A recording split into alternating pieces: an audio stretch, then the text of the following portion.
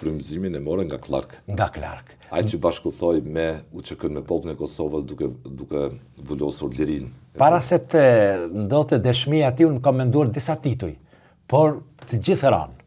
Kjo ishte... Urrëzuan, edhe besoj që të rrëzohet edhe propozimi i prokurorisë. Ky dokumentar nuk erdhi spontanisht. Unë për dokumentarin kam menduar prej kohësh.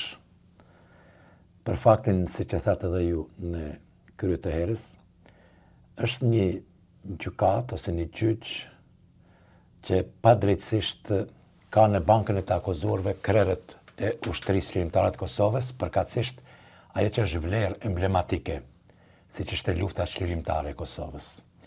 Duke patur parasysh këtë fakt, kohëve të fundit dhe veçanërisht pas arrestimit të liderëve të UÇK-s, ka pasur mjaft përpjekje edhe nga organizatat e luftës dhe nga platforma Liria ka emër, që të krijojnë një zë proteste të fuqishëm përballë një gjykate e cila doli nga orbita për çfarë edhe ishte krijuar.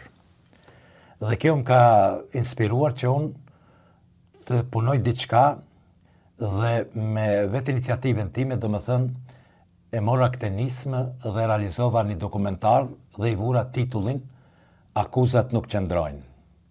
Si erdhi ky titull që unë dokumentarin ta emërtoj kësaj? Nga Wesley Clark, generali me 4 yje i NATO-s në kohën e luftës së Kosovës. Më la përshtypje mbrojtja e tij, domethënë në cilësinë e dëshmitarit të mbrojtjes, kur prokurori e pyet dhe i shtron pyetjen e fundit.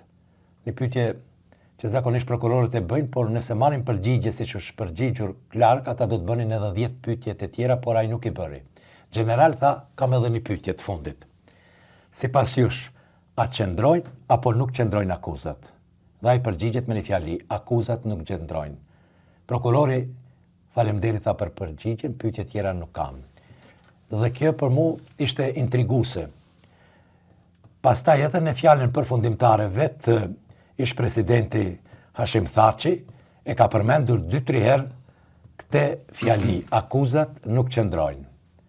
Dhe kjo ishte domethënë për mua signifikative që ta vej këtë titull. Frymëzimin e morën nga Clark. Nga Clark. Ai që bashkëtoi me UÇK-n me popullin e Kosovës duke vullosur lirinë.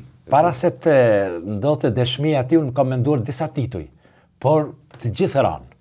Kjo ishte... Urrëzuan, edhe besoj që të rrëzohet edhe propozimi i prokurorisë.